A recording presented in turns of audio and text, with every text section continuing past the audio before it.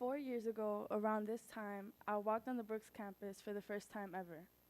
I was here for revisit day, and Mr. McVeigh had arranged for my mother and me to have dinner at Miss Chanel's house. I was told that another prospective student would be joining, but I didn't think anything of it. This girl walked in with her mom, who was so talkative and outgoing. The small girl that was hiding behind her was the complete opposite. She was wearing black Adidas pants, so I decided to ask her, "Hey, you play soccer?" She said, "Nah, basketball."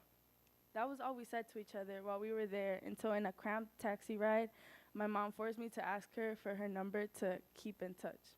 We didn't at all. Summer passed, and I didn't see her until September. And as our families walked upstairs in the Gardner room, we found out that our rooms were right next to each other. Jade Tate is my first friend here. She's literally my day one.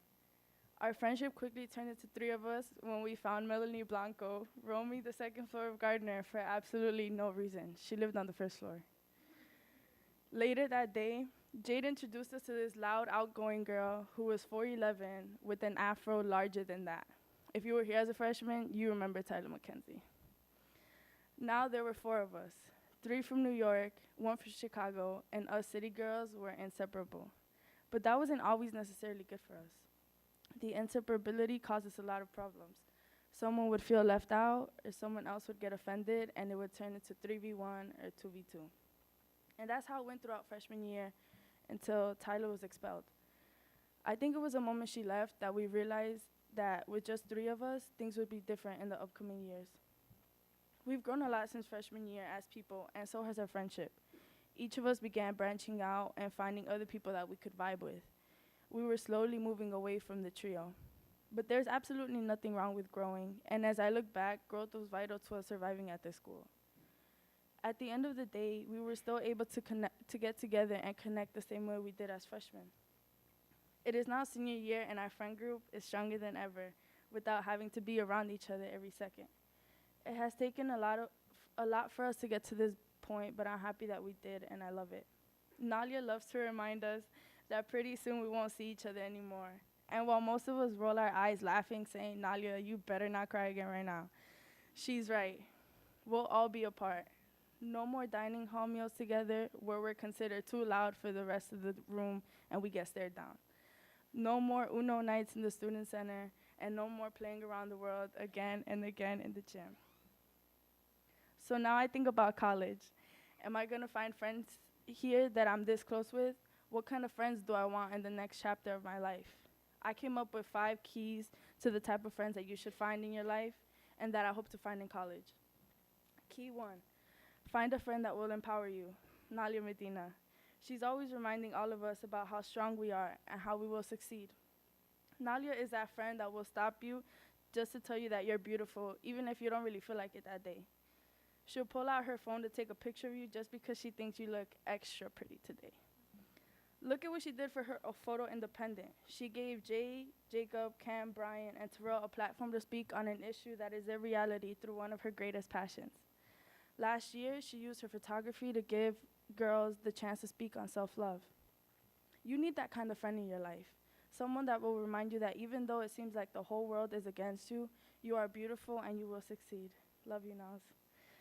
Key 2, find a friend that will check you. Jacob is the friend I go to when I need advice because I trust him to let me know if I'm being irrational, or as he would say, I'm bugging. Sometimes we do or say things that we probably shouldn't, but our friends won't say anything just so that you won't get mad. But we need friends to tell us to chill sometimes. Love you, Jacob. Key 3, find a friend that makes you laugh. I can always count on Melanie to make me laugh. We've always been in the same dorm, and we have stayed up so many nights just laughing and talking. If you have me on Snapchat, you've seen the Find Melanie videos that we've made all over campus. That's just Mel, always making someone laugh with everything that she does. I can't tell you how many times I've been in Mel's room, literally on the floor laughing, and I just think, this is why you're my best friend. I'm gonna miss you making us laugh, Mel, and hearing you laugh too. Love you, Mel. Key 4, find a friend that's a calm to your storm. Jade is a calm to my storm. She's a person I go to when life is just getting way too hectic. She's my best friend. We haven't always lived in the same dorm, but when we did, I'd always go to her room and she would say, "How are you? Tell me about your day." And we would talk about everything from start to finish. What annoyed us, what made us happy.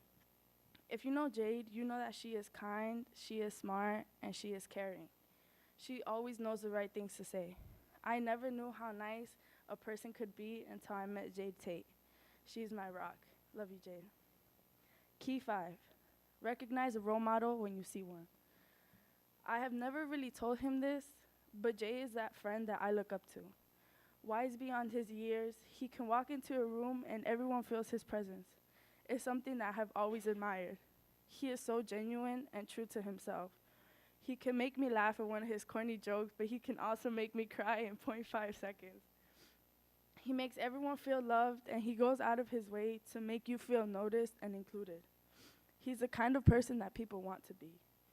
I know that I'll always admire him for the kind of friend that he is, and I wish the school would have appreciated him a little more. Thank you for being you, Jay. Love you. There are other people and moments and memories that I'll cherish, other things I have learned. Cam, I'm gonna miss watching you start dancing no matter when and where you are. Terrell, I'm gonna miss watching you do your thing on the basketball court. Number 20 from Beaver Country Day was not ready for you. Brian, you taught me that sometimes the person you think someone is isn't who they turn out to be. Sid, even though this is your first year and our last year, we love you, and I'm happy we've been able to become great friends. You already know, shout out to Gas.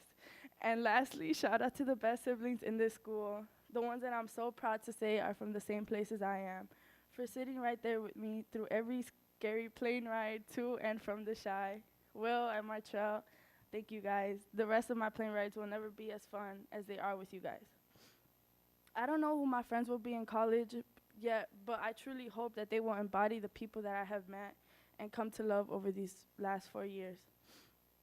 So yes, open up and branch out and meet new people. All of that is important here.